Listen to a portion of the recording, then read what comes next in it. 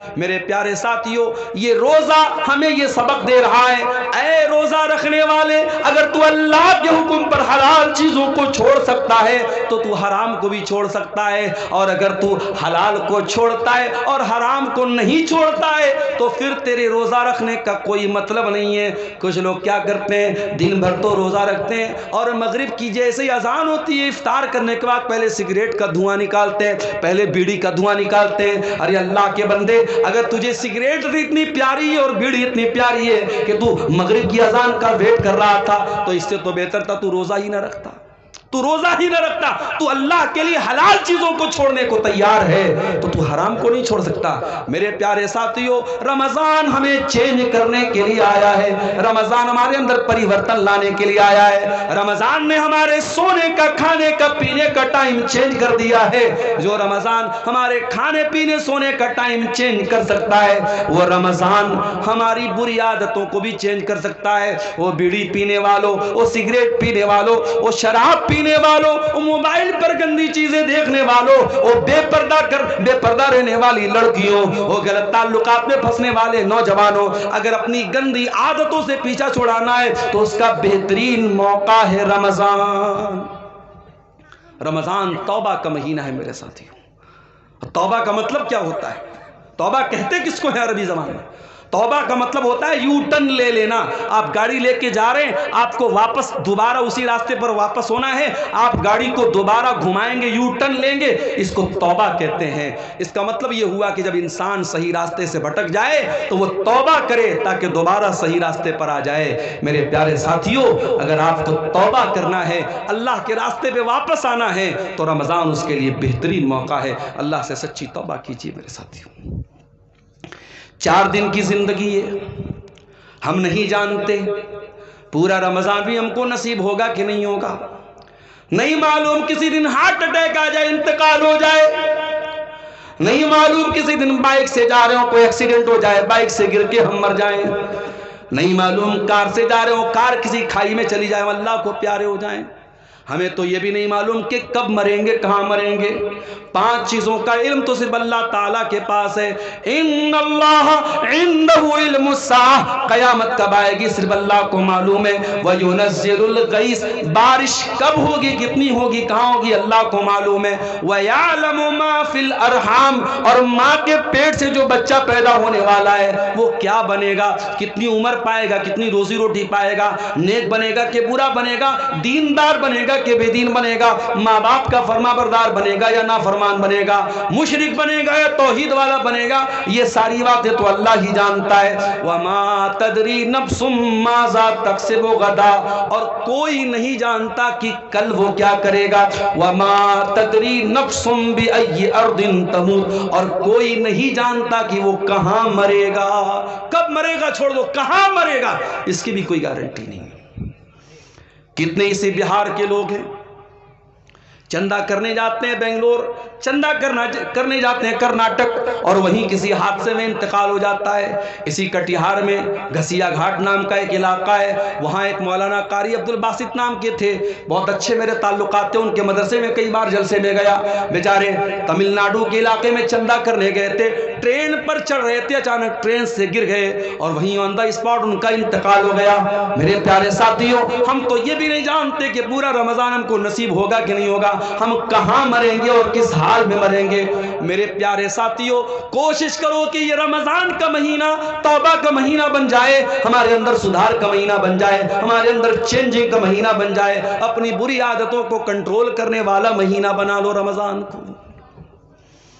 شام ہو گئی، افطار کا ٹائم ہو گیا، مان لیجئے 6 بجے مغرب کی اذان ہے، کوشش یہ کرو کہ 5:30 بجے اپنے گھر میں آ جاؤ، جتنا افطاری کا سامان لینا ہے پہلے ہی لے کے آ جاؤ، آدھا گھنٹے پہلے ہی آ جاؤ گھر میں، دسترخوان بچھا لو، بچوں اور پریوار کو ساتھ میں لے لو، اور اللہ کی بارگاہ میں دعا کرو میرے پیارے ساتھیوں۔ روزے کی حالت میں اللہ تعالیٰ دعا جلدی قبول کرتا ہے۔ روزے کا دعا کے ساتھ بڑا گہرا کنیکشن ہے، اور اسی لیے اللہ تعالیٰ نے قرآن میں جہاں رمضان کا ذکر کیا ہے، جہاں روزے کا ذکر کیا ہے، وہیں اللہ نے فرمایا وَإِذَا سَأَلَكَ عِبَادِي عَنِّي فَإِنِّي قَرِيبٌ۔ اے میرے نبی، جب میرے بندے آپ سے میرے بارے میں سوال کریں کہ اللہ کہاں ہے، تو اے نبی ان کو بتا دیجئے کہ اللہ تعالیٰ بہت قریب ہے۔ اجیب دعوت الداعی اذا دعان، اور جب بھی کوئی دعا کرنے والا اللہ کو پکارتا ہے، اللہ ضرور اس کی دعا کو سنتا ہے۔ شرط یہ ہے فَلْيَسْتَجِيبُوا لِي وَلْيُؤْمِنُوا بِي، کہ وہ اللہ کی بات مانے اور اللہ پر ایمان رکھیں۔ اگر واقعی میں ہم اللہ کی بات مانیں تو ضرور اللہ ہماری دعا سنے گا، مگر ہم اللہ کی بات مانتے کہاں ہیں؟ ہم تو گناہوں کی دنیا میں لت پت رہتے ہیں، حرام کمائی کھاتے ہیں، سود بیاج کھاتے ہیں، حرام کام کرتے ہیں، اور اس کے بعد ہم کہتے ہیں اللہ ہماری دعاؤں کو نہیں سنتا، اللہ نے ہم پر ظالموں کو مسلط کر دیا ہے، فلاں ظالم ہے، فلاں ظالم۔ ارے سب سے بڑے ظالم ہم ہیں۔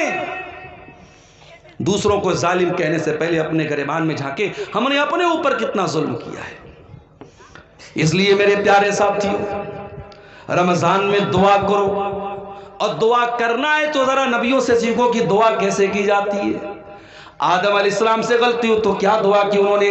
ربنا ظلمنا انفسنا وان لم تغفر لنا وترحمنا لنکونن من الخاسرین۔ اے پروردگار، ہم نے اپنی جانوں پر ظلم کیا ہے، اور اگر تو نے نہیں بخشا اور تو نے رحم نہ کیا، اے اللہ ہم سے زیادہ خسارہ اٹھانے والا کوئی نہ ہوگا۔ یونس علیہ السلام کو دیکھو، مچھلی کے پیٹ میں، جہاں دنیا کا کوئی نیٹ ورک کام نہیں کرتا، وہاں کیا دعا کر رہے ہیں؟ فنادا فی الظلمات اللہ الہ الا انت سبحانک انی کنت من الظالمین۔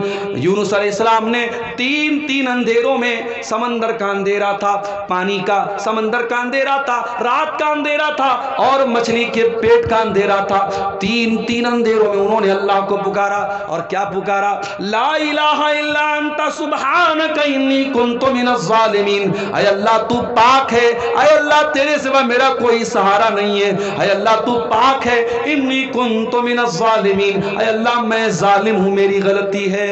دعا مانگنے کا طریقہ سیکھو میرے پیارے ساتھیوں نبیوں سے۔ اسی لیے اللہ کے نبی فرماتے ہیں مچھلی والے نبی کی دعا بہت بہترین دعا ہے، اور مسلمان جب بھی کسی مصیبت میں یہ دعا کرے گا اللہ تعالیٰ ضرور اس کی دعا کو سنے گا۔ ابراہیم علیہ السلام کو دیکھو، 85 سال کی عمر ہو چکی ہے، اولاد نہیں ہے، یہاں تو 14-15 سال ہو جائے اور اولاد نہ ہو تو دنیا والے تانا مارنے لگتے ہیں کہ اس کو تو اولاد نہیں ہو رہی ہے، اور انسان بھی مایوس ہو جاتا ہے۔ یہاں 85 سال کی عمر ہو چکی ہے، ابراہیم اپنے رب سے مایوس نہیں ہے، کیا دعا کرتے ہیں؟ رب ہب لی من لدنک ذریۃ طیبہ انک سمیع الدعاء۔ اے اللہ تو مجھے پاک اولاد دے دے، اے اللہ تو دعاؤں کو سننے والا ہے۔ رب ہب لی من الصالحین، اے اللہ مجھے نیک بیٹا عطا فرما دے۔ ایوب علیہ السلام کو دیکھو، بیمار ہیں، پورے بدن میں زخم ہے، پورے بدن سے خون بہ رہا ہے، پورے بدن میں پریشانی ہے، اور ایوب علیہ السلام دعا کر رہے ہیں وَأَيُّوبَ إِذْ نَادَى رَبَّهُ أَنِّي مَسَّنِيَ الضُّرُّ وَأَنْتَ أَرْحَمُ الرَّاحِمِينَ۔ کہتے ہیں اے اللہ مجھے یہ بیماری پہنچی ہے، اے اللہ مجھے یہ تکلیف پہنچی ہے، اور اے اللہ سب سے بڑا رحم کرنے والا تو ہے، اگر تو نے رحم نہ کیا تو تیرا بندہ کہاں جائے گا؟ میرے پیارے ساتھیوں، رمضان کو دعا کا مہینہ بنا لو، خوب دعائیں کرو، افطار کے ٹائم دعا کرو، سحری کے ٹائم دعا کرو، تراویح کے بعد بیٹھ کے دعا کرو، رات کے سناٹے میں دعا کرو، دن کے اجالے میں دعا کرو۔ رمضان کا دعا کے ساتھ بڑا گہرا کنیکشن ہے، بہت گہرا تعلق ہے۔ اور ہو سکے ایک کتاب بتا رہا ہوں، موبائل پر بھی وہ کتاب مل جائے گی آپ کو، پلے اسٹور میں بھی مل جائے گی۔ کتاب کا نام نوٹ کر لو، حصن المسلم، عرب کے ایک عالم کی کتاب ہے، بہت اچھی کتاب ہے دعاؤں کی، چھوٹی چھوٹی دعائیں جو نبی کی دعائیں ہیں، नबी की सिखाई गई दुआओं को पढ़ा करो। नबी के अल्फाज में बड़ी बरकत है, नबी के अल्फाज बड़े जामे होते थे। अगर वो नहीं पढ़ सकते, अगर पढ़े लिखे नहीं हो, तो अपनी भाषा में, अपनी ज़बान में, तुम शेरशाबादी लैंग्वेज में, तुम बंगला ज़ुबान में भी अल्लाह से दुआएं कर सकते हो। अल्लाह ताला हर ज़बान को समझता है, वो दिल की भाषाओं को जानता है, वो दिल की ज़बान को जानता है। हम ज़बान से कहें या न कहें, हमारा दिल जब तड़पता है, हमारा दिल जब रोता है, हमारे दिल की सदाओं को भी अल्लाह ताला सुन लेता है। और आगे बढ़िए मेरे भाइयों, इफ्तार का टाइम हो गया। आप इफ्तार करते हैं, बिस्मिल्लाह पढ़ के आपने खजूर मुंह में डाली, खजूर मुंह में डाली, पानी आपने पिया, और पानी जैसे ही आपके हलक के अंदर गया, आपने दुआ पढ़ी, ज़हब ज़मऊ वबतल्लतिल उरूक़ु वसबतल अज्रु इंशाअल्लाह। ऐ अल्लाह, तेरे हुक्म से मैंने रोज़ा पूरा कर लिया। ऐ अल्लाह, मेरी प्यास खत्म हो गई। ऐ अल्लाह, मेरी रगें तर हो गई। और ऐ अल्लाह, अगर तूने चाहा तो मुझे सवाब भी मेरे रोज़े का मिल जाएगा। ये बड़ी प्यारी दुआ है। इफ्तार के टाइम यही दुआ पढ़ा करो मेरे प्यारे साथियों। और वो दुआ भी आप पढ़ सकते हैं, अल्लाहुम्मा लका सुमतु व अला रिज़्क़िका अफ़्तरतु। ऐ अल्लाह, मैंने तेरे लिए रोज़ा रखा और तेरे ही दिए हुए रिज़्क़ पर मैंने इफ्तार किया। और ये भी मसला याद रखो, इफ्तार में जल्दी करने का हुक्म है। अगर घड़ी में 6 बज चुका है और आपकी जनवरी में 6 बजे इफ्तार का टाइम है, तो जानबूझ करके 6 बज करके 2 मिनट पर भी इफ्तार करना ठीक नहीं है। अल्लाह के नबी फरमाते हैं, ला यज़ालुन्नासु बिखैरिन मा अज्जलुल फित्रा। लोग उस वक्त तक भलाई के साथ रहेंगे जब तक इफ्तार में जल्दी करेंगे। क्या मतलब? जैसे इफ्तार का टाइम हो जाए, जल्दी से इफ्तार करेंगे, तब तक लोग भलाई के साथ रहेंगे। बात समझ में नहीं आई?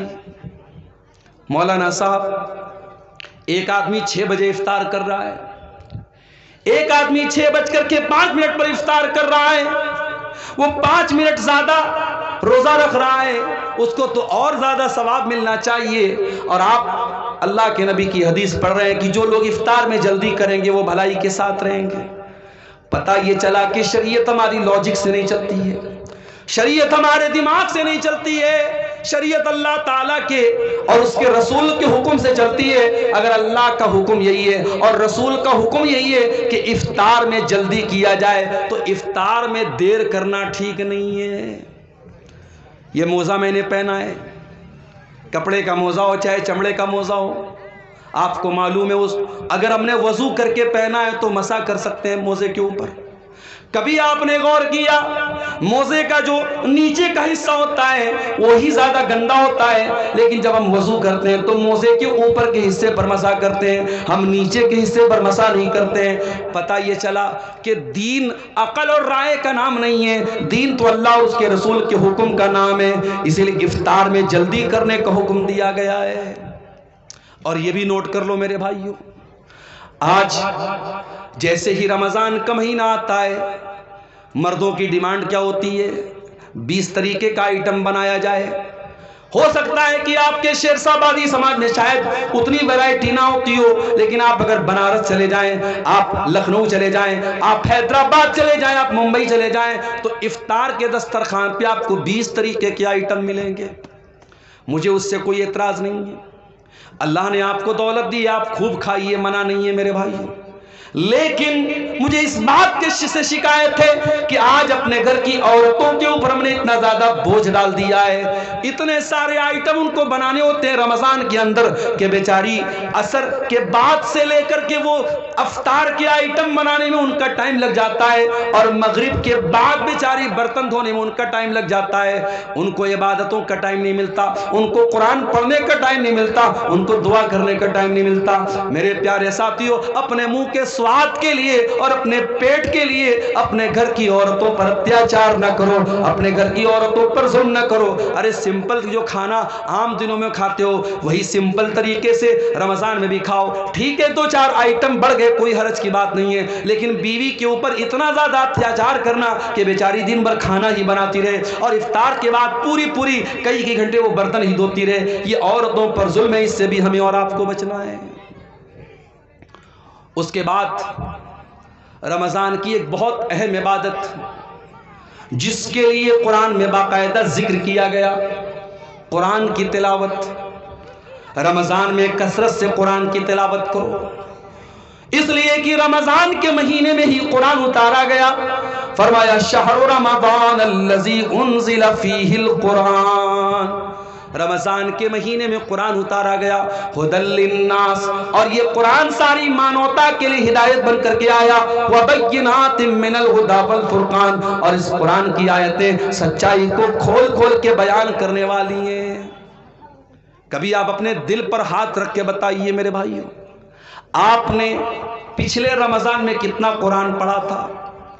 موبائل پر آپ نے نہ جانے کتنی ریلز دیکھی تھی، فیس بک کے اوپر آپ نے نہ جانے کتنا ٹائم خرچ کیا تھا، یوٹیوب پر آپ نے نہ جانے کتنے ویڈیوز دیکھے تھے، لیکن آپ اپنے دل پر ہاتھ رکھ کے بتائیے کہ آپ نے قرآن کتنا پڑھا تھا. بلکہ اگر آپ مجھ سے پوچھیں تو میں ایک بات کہوں گا، رمضان میں علماء کی تقریریں سنیے، میں منع نہیں کرتا، مگر تقریروں سے زیادہ قرآن سنیے، قرآن پڑھیے. رمضان کو قرآن کے لیے خاص کر دیجیے. اور آج بھی آپ دیکھیے جو حرمین کے امام ہیں، جب وہ قرآن پڑھتے ہیں کتنا اچھا لگتا ہے. شیخ عبد الرحمن السدی جب اپنی آواز میں قرآن پڑھتے اللہ اللہ کتنا پیارا لگتا ہے.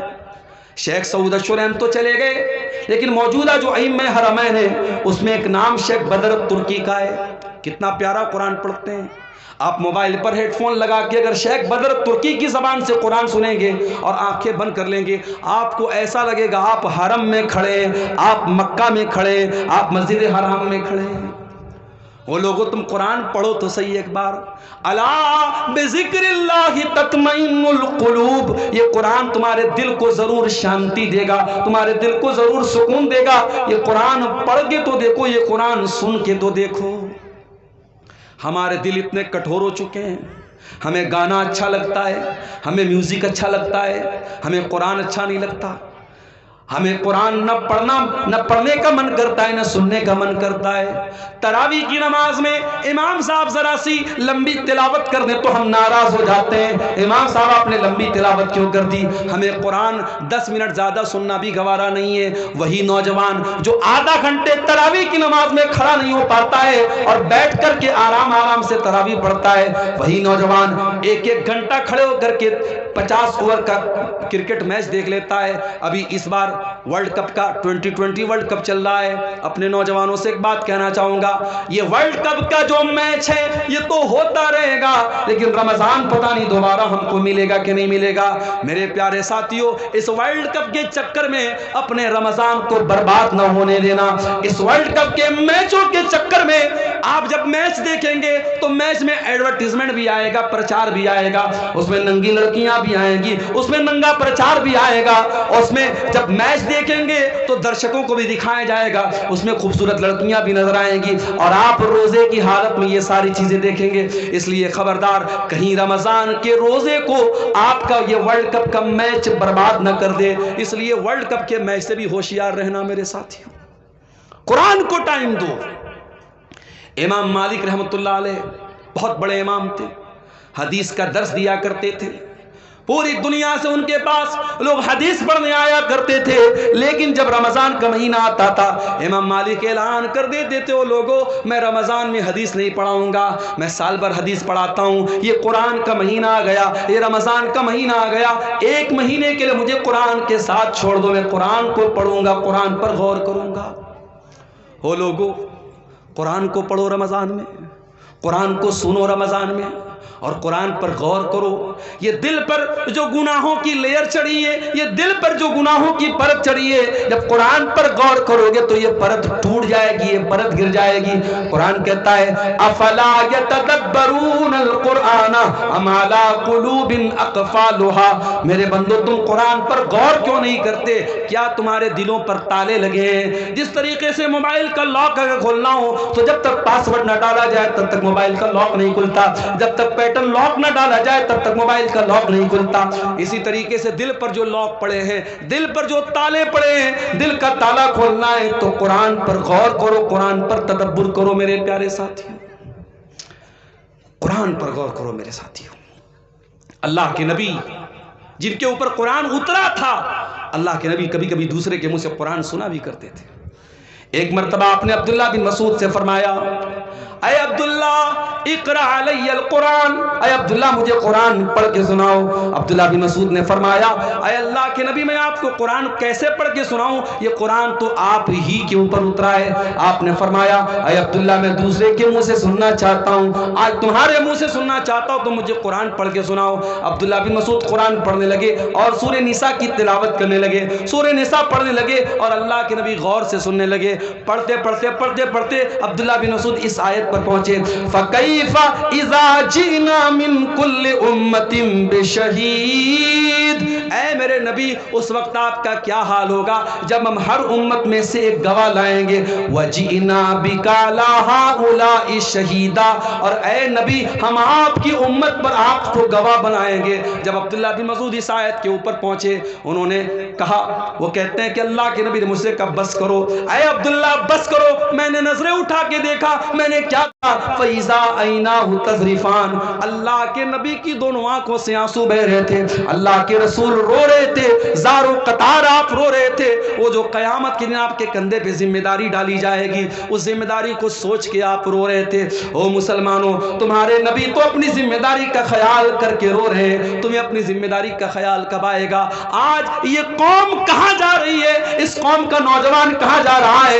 آج اس قوم کی لڑکیاں مرتد ہو رہی ہیں، اس قوم کا نوجوان نشے میں دھت ہے، اس قوم کی لڑکیاں بے پردہ ہو رہی ہیں، اس قوم کا ایک بڑا طبقہ حرام کمائی کھا رہا ہے۔ وہ لوگوں تمہیں کوئی چنتا نہیں ہے، تمہارے دماغ میں کوئی ٹینشن نہیں ہے۔ تمہارے نبی تو یہی ٹینشن لے کے دنیا سے چلے گئے، تمہارے نبی کو تو ایک ہی ٹینشن تھی فَلَعَلَّكَ بَاخِعٌ نَفْسَكَ عَلَىٰ آثَارِهِمْ إِن لَّمْ يُؤْمِنُوا بِهَٰذَا الْحَدِيثِ أَسَفًا، اے میرے نبی آپ کو اتنی ٹینشن ہے، آپ کو اتنی چنتا ہے لوگوں کے ایمان لانے کی، کہیں اس ٹینشن میں آپ جان نہ دے دیں۔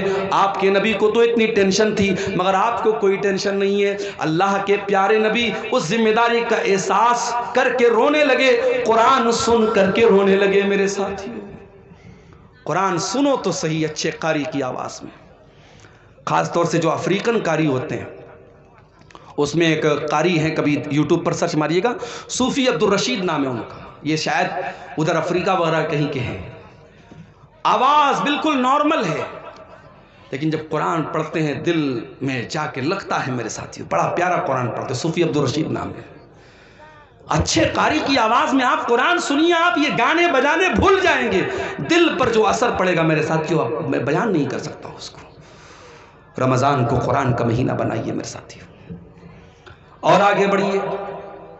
ایک اور کام اللہ کے نبی کرتے تھے رمضان میں۔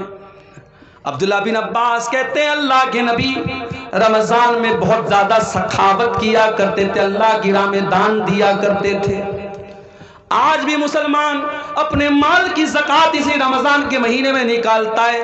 میرے پیارے ساتھیوں، آپ اپنے مال کی جو زکوٰۃ ہوتی ہے آپ سال میں کبھی بھی نکال سکتے ہیں، بلکہ زکوٰۃ کا صحیح مسئلہ تو یہ ہے، مثال کے طور پر اگر میرے پاس آج 1 لاکھ روپیہ ہے، آج 1 لاکھ روپیہ میرے پاس آیا اور آج ہی کے دن اگلے سال تک وہ پیسہ میرے پاس رہا تو آج ہی کے دن میرے اوپر زکوٰۃ فرض ہوگی۔ لیکن لوگ اپنی آسانی کے لیے رمضان میں زکوٰۃ نکالتے ہیں، کوئی حرج کی بات نہیں، نکال سکتے ہیں آپ، لیکن ہاں زکوٰۃ دینے کا طریقہ بھی آج ہمارا بڑا نرالا ہے میرے ساتھی۔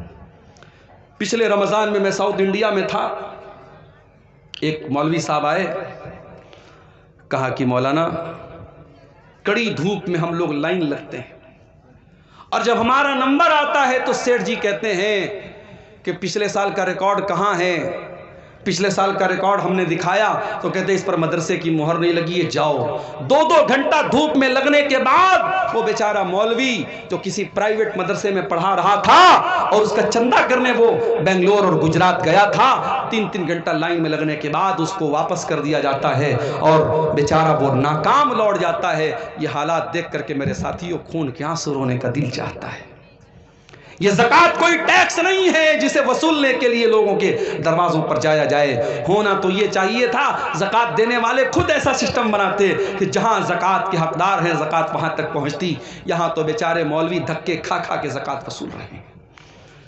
میرے پیارے ساتھیوں، اپنے مال کی زکوٰۃ نکالو اور صحیح طریقے سے اپنے مال کی زکوٰۃ نکالو۔ اگر آپ کے پاس 85 ग्राम सोना है, अगर आपके पास 595 ग्राम चांदी है, अगर आपके बैंक बैलेंस में आपके पास कैश रकम में इतना पैसा है जो 595 ग्राम चांदी के बराबर है, तो आपके पास अगर वो माल 1 साल तक रहता है तो उसकी ज़कात आपको देना है। और ऐ मेरी प्यारी माओ बहनों, ये भी याद रखिए, आपने सोने का जो जेवर पहना हुआ है और आपने अलमारी में जो रखा हुआ है वो सब पर आपको ज़कात देना है। कोई ये ना सोचे कि जो मैं पहनती हूँ उस पर ज़कात नहीं देना है, सब पर आपको ज़कात देना है। और अगर आपने अपने सोने चांदी की ज़कात नहीं निकाली तो अंजाम क्या होगा? अल्लाह फरमाता है वल्लज़ीन यक्निज़ून अज़्ज़हब वल फ़िज़्ज़ा वला युनफ़िक़ूनहा फ़ी सबीलिल्लाहि फ़बश्शिरहुम बिअज़ाबिन अलीम। जो लोग सोना चांदी इकट्ठा करते हैं और उसकी ज़कात नहीं निकालते उनको दर्दनाक अज़ाब दिया जाएगा। यौम युहमा अलैहा फ़ी नारि जहन्नम फ़तुक़वा बिहा जिबाहुहुम व जुनूबुहुम व ज़ुहूरुहुम। क़यामत के दिन वही सोना चांदी जहन्नम की आग में तपाया जाएगा, उससे उनकी पेशानी को दागा जाएगा, उससे उनके पहलू को दागा जाएगा, उससे उनकी पीठ को दागा जाएगा और कहा जाएगा हाज़ा मा कनज़्तुम लिअन्फुसिकुम फ़ज़ूक़ू मा कुन्तुम तकनिज़ून। ये सोना चांदी जिसकी तुमने ज़कात नहीं निकाली थी, आज उसको अल्लाह ताला ने जहन्नम की आग बना दिया है, आज अज़ाब का मज़ा चखो। मेरे प्यारे साथियों, इसलिए अपने माल की सही ज़कात निकालिए। और ये बात याद रखिए, ज़कात कोई टैक्स नहीं है, ज़कात आपके माल के मैल कुचैल को पाक करती है। ज़कात हमारे माल की बरकत को ख़त्म नहीं होने देती है, आपके माल की सुरक्षा करती है, आपके माल की हिफाजत करती है। इसीलिए अल्लाह कुरान में अपने नबी से कहता है खुज़ मिन अम्वालिहिम सदक़तन तुतहिरुहुम व तुज़क्कीहिम। ऐ नबी, आप लोगों के माल में से ज़कात लीजिए, ये ज़कात उनके माल को पाक करेगी। बिजनेसमैन लोगों से एक बात कहना चाहता हूं, बिजनेसमैन के पास जितना भी माल तिजारत है उस पर उसको ज़कात देना है। मिसाल के तौर पे अगर हमारे दुकान में 10 लाख का माल है तो 10 लाख के माल पे हमको ज़कात देना है। हाँ, मार्केट से जो पैसा हमको लेना है उसको हम माइनस करेंगे और मार्केट में जो पैसा हमको देना है वो माइनस करेंगे, जो लेना है उसको प्लस करेंगे और पूरे माल तिजारत को ऐड करके उसकी ज़कात हमें निकालना है। इसी तरीके से अगर आपने कोई ज़मीन खरीदी है और आपने ज़मीन इस मकसद के लिए खरीदी है कि ज़मीन का दाम बढ़ जाएगा तो हम बेच देंगे, अगर आपने ज़मीन को बेचने के मकसद से लिया है तो ज़मीन की भी आपको ज़कात देना पड़ेगा। हाँ, अगर आपने ज़मीन लिया है मकान बनाने के लिए, बच्चों के रहने के लिए, तो उस पर आपको ज़कात नहीं देना है। अपनी ज़रूरत की चीज़ों पर भी आपको ज़कात नहीं देना है। 1.5 लाख का मोबाइल आता है, एप्पल का आईफोन आता है, सैमसंग का अल्ट्रा आता है, 1.25 लाख का 1.5 लाख का मोबाइल आता है। 1.5 लाख के मोबाइल पर आपको कोई ज़कात नहीं देना है। 10 लाख की आपके पास 40 लाख की कार है, कार पे आपको कोई ज़कात नहीं देना है। 50 लाख का आपके पास घर है जिसमें आप रहते हैं, उस घर के ऊपर आपको कोई ज़कात नहीं देना है। जो आपकी ज़रूरत की चीज़ें हैं, ज़ाती चीज़ें, उस पर आपको कोई ज़कात नहीं देना है। लेकिन हाँ, जो बिजनेस एसेट है, जो माल तिजारत है, उस पर आपको ज़कात देना है।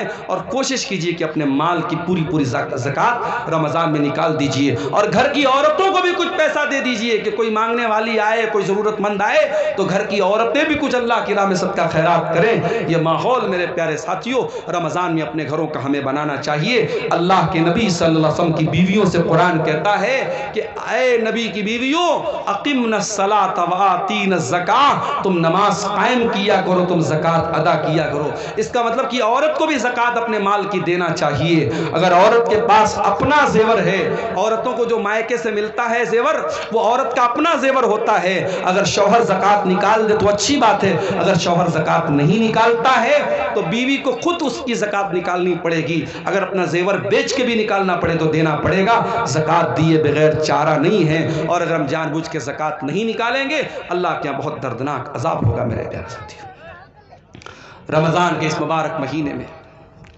एक काम हमें और करना रहता है जिसको एतिकाफ बोलते हैं। एतिकाफ का मतलब होता है अपने आप को मस्जिद के अंदर कैद कर लेना। رمضان کے آخری عشرے میں 10 دن تک انسان اعتکاف کرتا ہے، نبی کی سنت ہے، مگر یہ مسئلہ یاد رکھو، عورتیں بھی اگر اعتکاف کریں گی تو مسجد میں کریں گی۔ اگر عورتوں کے لیے مسجد میں پردے کا انتظام ہے، سرکشا کا انتظام ہے تو مسجد میں اعتکاف کریں گی، اور اگر مسجد میں انتظام نہیں ہے تو عورتوں کو مایوس ہونے کی ضرورت نہیں ہے، وہ اور نیکی کے کام کریں، ان کو اعتکاف کرنے کی ضرورت نہیں ہے۔ اعتکاف اگر ہوگا تو مسجد میں ہوگا، اس لیے کہ اللہ کے نبی سے کہیں اور اعتکاف کرنے کا ثبوت نہیں ملتا ہے۔ اور اعتکاف کون کرے گا؟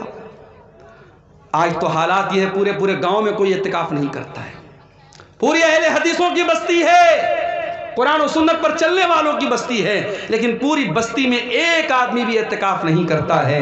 افسوس کی بات ہے، میں نے ممبئی میں دیکھا، میں نے کرناٹک میں دیکھا، میں نے تمل ناڈو میں دیکھا، مسجد میں 20 نوجوان، بالکل ہٹے کٹے نوجوان، وہ آتے ہیں اعتکاف میں بیٹھتے ہیں۔ عورتوں کے لیے انتظام میں نے دیکھا، پردے کا انتظام ہے، وہ اعتکاف کرتی ہیں۔ میرے پیارے ساتھیوں، جذبہ ہونا چاہیے آپ کے اندر۔ اور اعتکاف وہ آدمی، آج ہمارے یہاں کوئی کرتا بھی تو کون کرتا ہے؟ جو بالکل سماج میں ریٹائر ہو چکا ہے، وہ اعتکاف کرتا ہے۔ ارے جو بزنس مین ہے، جو ایکٹیو ہے، جو اپنے دنیا کی قربانی دے کے اعتکاف کرے، وہ اصل اعتکاف کرتا ہے میرے ساتھیوں۔ یہ ایک پرچہ آیا ہے میرے سامنے، ہمارے علاقے میں ایک گھر ہے جس میں ہر دن 2 سے 4 مرتبہ اپنے آپ آگ لگ رہی ہے۔ لوگ 20 دنوں سے بہت پریشان ہیں، وجہ کیا ہے؟ ذرا اس مسئلے پر روشنی ڈالیں۔ دیکھیں، کبھی کبھی کچھ چیزوں کی وجہ نارمل ہوتی ہے، لیکن ہم وجہ کچھ اور سمجھتے ہیں۔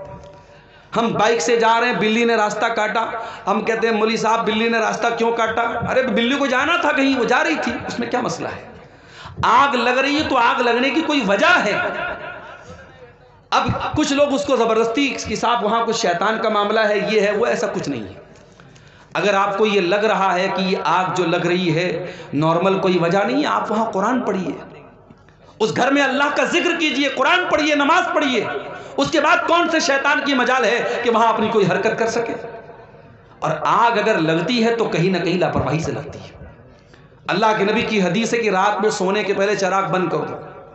ہمارے ہاں لوگ سردیوں میں ہیٹر جلاتے ہیں اور ہیٹر چلائے چلائے سو جاتے ہیں، کتنی جگہ ایکسیڈنٹ ہو جاتا ہے۔ جو نبی کی حدیث ہے، جو نبی کا فرمان ہے، اس پر ہمیشہ ہمیں عمل کرنا ہے۔ رات میں جو بھی آگ سے ریلیٹڈ چیزیں، چاہے گیس کا چولہا ہو، چاہے چراغ کی بتی ہو، چاہے ہیٹر ہو، سب بند کر کے سونا چاہیے۔ تو بہرحال اگر کسی گھر میں بار بار آگ لگ رہی ہے، اس کی وجہ پہ غور کیجئے۔ کوئی ہر چیز کے پیچھے کوئی دوسری وجہ سوچنا اور سمجھنا یہ مناسب نہیں ہے۔ واللہ اعلم بالصواب۔ زکوٰۃ کے مال سے کیا مدرسے کے استاد کیا؟ اتنا ہی لکھا ہے بس۔ مدرسے کے استاد کو شاید یہ پوچھنا چاہ رہے کہ مدرسے کے استاد کو تنخواہ دے سکتے ہیں کہ نہیں۔ دیکھیے، جو بھی ہمارے یہاں دینی مدرسے ہیں، علماء کا ایک بڑا طبقہ، علماء کی ایک بڑی جماعت کا یہ ماننا ہے کہ ہندوستان کے ماحول میں جو دینی مدرسے ہیں یہ فی سبیل اللہ کے اندر آتے ہیں۔ جو قرآن میں اللہ تعالیٰ نے زکوٰۃ کس کو دینا ہے، 8 جگہوں پہ زکوٰۃ کا پیسہ دے سکتے ہیں، اس میں ایک جگہ ہے فی سبیل اللہ، اللہ کی راہ میں بھی زکوٰۃ کا پیسہ دے سکتے ہیں۔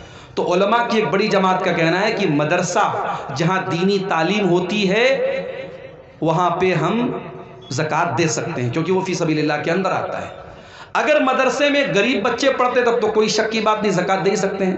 اگر مدرسے میں خوشحال بچے بھی پڑھتے ہیں تب بھی زکوٰۃ کی رقم دی جا سکتی ہے۔ کیوں؟ کیونکہ مدرسوں کا اصل مقصد کیا ہے؟ اللہ کے دین کی تبلیغ کرنا، لہٰذا وہاں زکوٰۃ کی رقم دی جا سکتی ہے۔ لیکن اس طریقے کے مدرسے جہاں زکوٰۃ کی رقم دی جاتی ہے وہاں اگر ایسے بچے پڑھتے ہیں جن کے باپ خوشحال ہیں تو ان کو یہ چاہیے کہ خوراکی وغیرہ کی وہ فیس دے دیں تاکہ وہ زکوٰۃ کے اندر کسی طریقے کے ڈاؤٹ سے وہ بچ جائیں۔ حدیث کے مطابق افطاری میں جلدی کرنے کا حکم ہے، لیکن ہمارے علاقے میں ایک ہی جگہ میں احناف کچھ اور اہل حدیث حضرات کچھ اوقات میں افطاری کرتے ہیں، اس کی کیا وجہ ہو سکتی ہے؟ کیا اس میں بھی اول اور آخر وقت کا مسئلہ ہے، یعنی 2 سے 4 منٹ؟